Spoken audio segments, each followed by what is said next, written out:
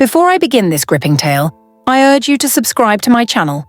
Don't forget to on the notification button to get notified when we drop new interesting stories. Now let's dive into today's story. The city of Lagos never truly sleeps, but in the deepest hours of the night, it dozes, its infamous roar softened to a steady, mechanical hum. In a small single-room apartment in Ajegunle, where the air was thick and still, 19-year-old Mira was already moving by the pale, buzzing light of a single bulb. The room was a testament to a life of careful curation. Neat stacks of textbooks beside a thin mattress on the floor, a single pot resting on a small kerosene stove, and a faded photograph of her parents, their smiles a ghostly comfort. Her most urgent focus was on her younger brother Tunde, whose laboured breathing was the rhythm of her world. She gently adjusted the thin sheet over his sleeping form, her fingers pausing to feel the worrisome heat of his forehead. On the upturned crate that served as their table, a bottle of antibiotics stood next to a well-worn copy of Principles of Digital Marketing, a university admission letter for her online business degree, pinned proudly to the wall above it. Every item in the room told a story of a battle fought on two fronts: against present poverty and for a future promise. By 4:30 a.m., the first hint of dawn was a faint purple smear in the sky as Mira joined the river of people flowing towards the Mile 12 market. The journey was a familiar symphony of crowded buses, shouted greetings, and the smell of dew and diesel. For Mira, this was her boardroom. Her capital was the carefully counted Naira notes tucked securely in her pocket, every digit destined for a specific purpose. At the market, she was not the timid girl from Ajegunle. She was a negotiator. She moved with a practiced eye, her fingers gently probing the piles of mangoes, testing the firmness of pineapples, selecting the brightest oranges. She bypassed the cheaper bruised fruits that other vendors would use to fill out their baskets. "Auntie Mira, your customers are too selective for my life," joked Mama Chidi, a wholesaler she had bought from for years. Mira offered a small, tired smile. "Their money is selective, Mama. I must be more selective." Her respect and consistency had earned her fair prices and the quiet respect of the market women who saw a fire in her they recognized from their own youth. 2 hours later, her large plastic basin expertly balanced on her head, she arrived at her spot on the broad, clean sidewalk outside the Renaissance, an imposing fortress of glass and steel that housed Lagos's ultra-elite. The contrast was jarring, from the bustling, chaotic energy of Ajegunle to the sterile, guarded opulence of Ikoyi. She arranged her fruits with pride, creating a vibrant mosaic of colour. This was where she faced the other part of her daily battle. Gleaming SUVs and sleek sedans whispered past her, their darkened windows reflecting her solitary figure. The security guards at the immense wrought-iron gates knew her. Some nodded in silent acknowledgement, others ignored her completely, a part of the urban furniture. The first test came mid-morning. A candy apple red Range Rover with blacked-out windows pulled over with a theatrical swagger. The window slid down to reveal Chiamaka, a vision of meticulously curated wealth, from her sharp, imported sunglasses to the gloss on her lips. In the passenger seat, Boma filmed on his phone, already snickering, while Deji drove, looking bored. "Hey you!" Chiamaka called out, her voice dripping with a false sweetness that was more acidic than sugar. "Let me see what you have today." Hopefully something cleaner than last time. Mira's posture remained straight, her voice even. "Good morning, Ma." "Everything is fresh. I washed them all this morning. The pineapples are very sweet." Chiamaka picked up a perfect golden mango with 2 fingers, as if handling something contaminated. "You washed them with what?" "This one looks common." She let it drop back into the basin with a dismissive plop. "Don't you people get tired of selling the same thing every day?" "No ambition." Boma's laughter, amplified by the phone's microphone, echoed cruelly. Mira's eyes flickered down, the insult landing not on her pride, but on her fatigue, she simply nodded, saying nothing. The window slid up, and the car sped off, leaving a cloud of exhaust and humiliation. Mira took a deep, steadying breath. She thought of Tunde's medication, of the semester's fees due next month. Their laughter was a tax she had to pay for his well-being. She rearranged the mango, her hands gentle. The afternoon sun was punishing. During a lull in customers, Mira sat on her small stool, the rough concrete of the wall behind her offering scant shade. This was her stolen moment. She pulled out her old, cracked smartphone, its screen a spiderweb of fractures. She carefully angled it, searching for a signal. A faint Wi-Fi bar appeared. Her fingers moved quickly, first to the hospital's portal to check on Tunde's latest test results, her brow furrowed in concentration. Then, she switched tabs to her university's online portal. She plugged in a single earphone, and the voice of her lecturer, discussing e-commerce logistics, filled her ear. Her eyes were glued to the small screen, her lips moving slightly as she committed the information to memory. In this moment, she was no longer a fruit seller on the street. She was a student in a lecture hall, her mind building a future far beyond this sidewalk. The socialites returned the next day, hunting for content. This time, Deji was more discreet with his phone, aiming it from the driver's seat. Boma approached her with an exaggerated, condescending smile. "Auntie, sorry to bother you. My friend wants to know if you can deliver these fruits to her house in Banana Island.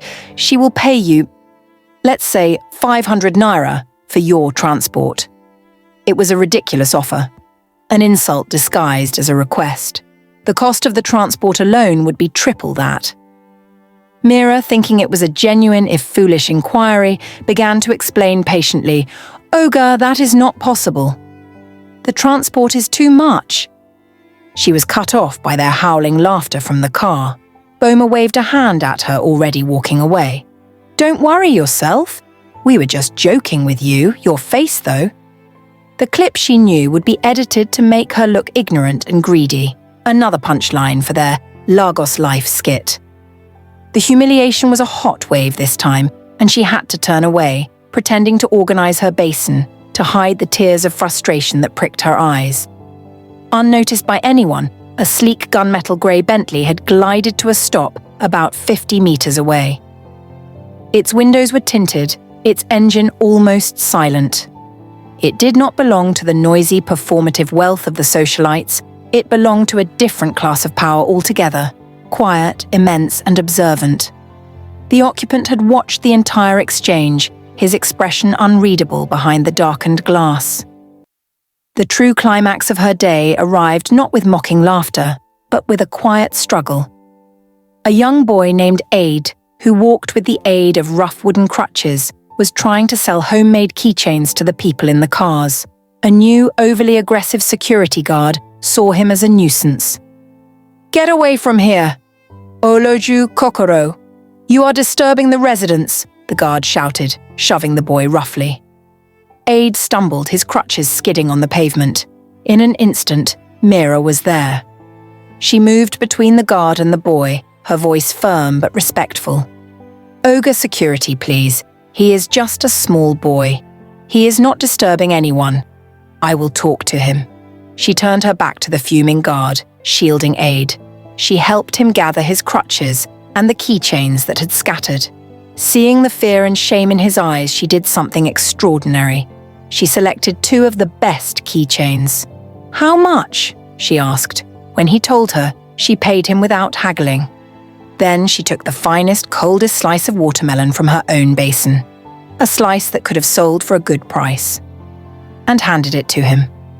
"The sun is too hot," she said, her voice softening back to its natural melodic tone. "Eat this. Don't give up. Your keychains are very strong, just like you." Inside the Bentley, a hand rested on the window control. The tinted glass slid down just enough to reveal a pair of wise, discerning eyes that had seen empires built and crumble. Chief Ebenezer Okonkwo watched the scene unfold. He saw the fruit seller's humility, her protective kindness, and the quiet dignity with which she diffused the situation. he saw the profound contrast between the cruel, empty performance of the socialites and this genuine, unscripted act of grace. His stern, impassive face softened almost imperceptibly. He had seen everything he needed to see. The window slid back up, and the powerful car purred forward, gliding through the estate gates without a sound, leaving Mira utterly unaware that her character had just been witnessed by the one man in Lagos whose recognition could change everything. The video surfaced 2 days later. It was a fellow vendor, a young woman who sold phone accessories further down the street, who showed it to Mira, her face a mask of sympathy and anger. "Mira, look at what these foolish people have done." On the cracked screen of the other woman's phone, Mira saw herself. The clip was edited with cruel precision, cutting her patient explanation about transport costs into a series of stuttering, confused phrases, making her seem greedy and ignorant. Boma's mocking laughter was amplified with sound effects, and text overlay popped up with jokes written in pidgin. "See as she wan carry mango fly to Banana Island. Her head no correct." The comments were a torrent of anonymous cruelty, people hiding behind screens to kick someone already down. Mira's stomach clenched. The humiliation was a physical pain, a hot flush that travelled from her cheeks down to her trembling hands. She handed the phone back, muttered a quiet, "Thank you," and turned to her fruits, blinking rapidly. For a moment, the weight of it all, Tunde's feverish sleep that morning, the relentless ache in her feet, the towering mountain of fees and bills, and now this public shaming, threatened to crush her. She gripped the edge of her basin until her knuckles turned white, swallowing back the hot tears. She couldn't break down here. She couldn't. She focused on the image of Tunde's face, on the textbook waiting at home. Their laughter was just noise. It had to be. A week passed. The sting of the video dulled into a constant low hum of shame that accompanied her daily routine. The socialites drove past once, slowing down enough for her to see Chiamaka's smirk, a silent victory lap, before speeding off. Mira kept her eyes on her fruits, her posture rigid. Then, on a Tuesday afternoon, a man approached. He was not like the drivers or personal assistants who sometimes bought fruits for their employers. He was older, dressed in a simple but impeccably tailored traditional agbada of navy blue damask, his demeanor radiating a quiet authority that commanded respect without a word being spoken. He walked directly to her, and the usual noise of the street seemed to fade around him. "Good afternoon," he said, his voice deep and calm. "Are you Mira?" She looked up, wary. "Yes, sir." He didn't smile, but his eyes were not unkind. He simply handed her a thick, cream-coloured envelope. The paper was heavy and expensive to the touch. "This is for you. Have a good day." He gave a slight respectful nod and walked away, disappearing into the flow of pedestrians before she could even think to ask a question. Her heart hammered against her ribs. Was this a legal notice? A fine for selling without some permit she didn't know about? With trembling fingers, she broke the elegant wax seal, a stylized O, and pulled out the card inside. It was an invitation. Gold foil embossment gleamed under the sun. Chief Ebenezer Okonkwo requests the pleasure of your company at his annual Children's Charity Gala. Her eyes scanned the details, the date, the venue at the grand ballroom of the Eco Hotel, the black tie dress code. Then her breath caught in her throat. At the top, her name was written in beautiful swirling calligraphy, and below it, where it usually said guest, were 3 words that made her dizzy: guest of honor. Panic immediately set in. This was a mistake, a cruel, elaborate joke orchestrated by Chiamaka and her friends. It had to be. She spent a sleepless night, the invitation on the crate beside her like a sleeping grenade. Tunde, though weak, was her rock. "Sisi me," he whispered, his voice raspy. "Why would they joke with such a thing? Your goodness is your finest cloth.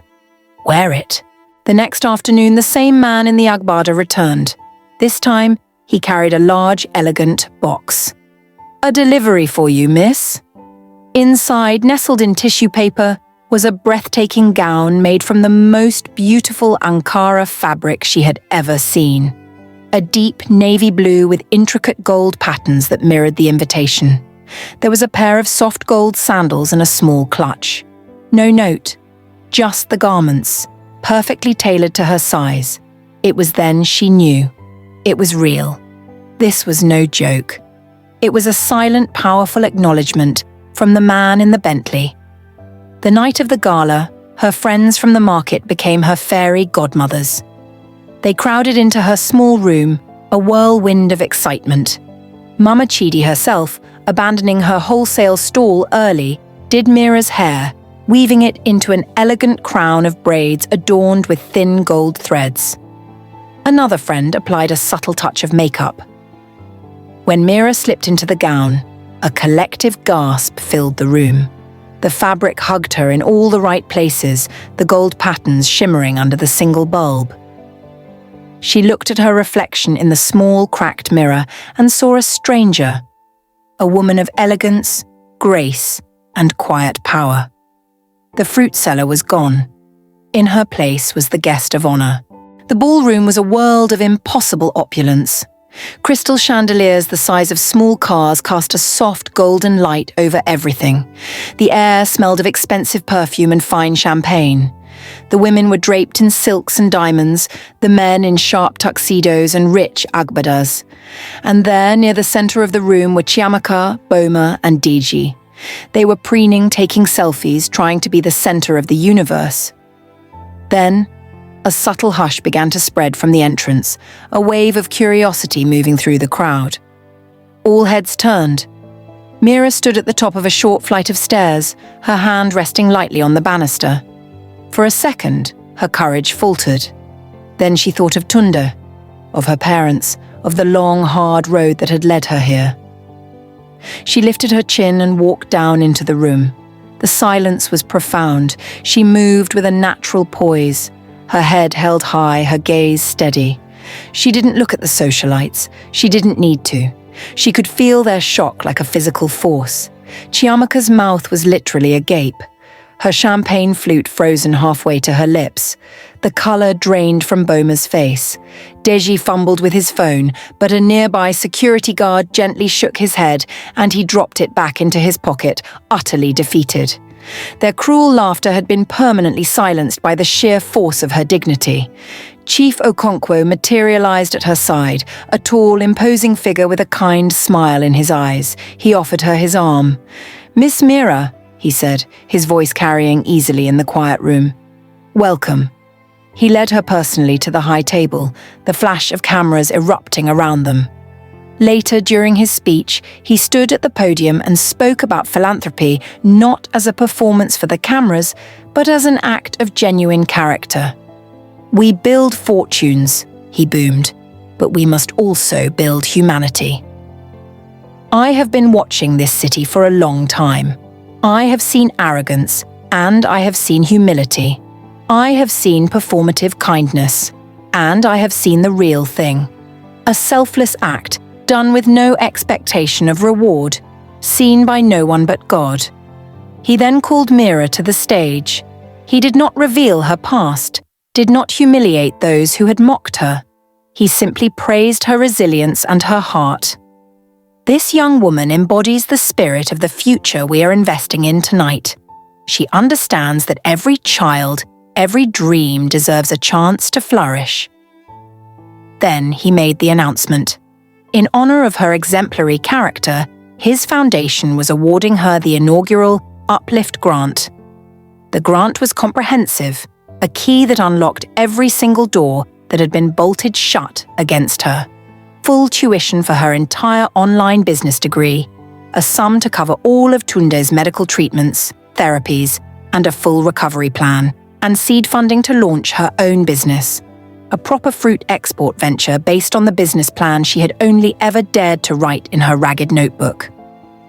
The applause was thunderous, genuine and overwhelming. Mira stood there, tears of pure, unadulterated joy streaming down her face, not caring who saw them.